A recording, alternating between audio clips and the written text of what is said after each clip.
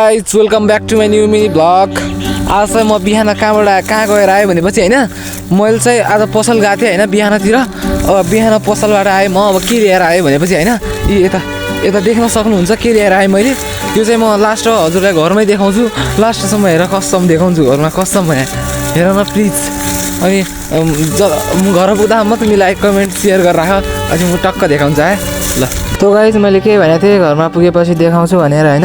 घरमा नि पुगेँ म। अब त्यो कालो झिल्लीलाई खोलेर देखाउँदैछु के हो भनेर हजुरहरूले थाहा पाउन सक्नुहुन्छ। सबैले देखेको नै होला होइन यो के हो भनेर। अब बिहान पसल गइसकेपछि अलि चाहिँ खानु पर्यो भनेर म गिलास खोज्नतिर लागेँ होइन। अनि त्यत्तिकैमा मैले गिलास नि भेटाएँ होइन। अब गिलासमा अलि दुध हालेर चाहिँ खानु पर्यो मैले। दुधसँग चाहिँ बवाल हुन्छ क्या। अब म खानातिर लागेँ। बिहानको ब्रेकफास्ट भने नि यही हो, जे भने पनि यही हो होइन गाइज। खाँदा थकाइ नि लागिसक्यो होइन। अब चाहिँ मैले बिस्तारै खाएँ होइन गाइज। अब यो खाइसकेपछि मैले अलि दुध पनि पिएँ होइन। दुध पनि खानुपर्छ क्या, अलिअलि स्वास्थ्यको लागि राम्रो हो।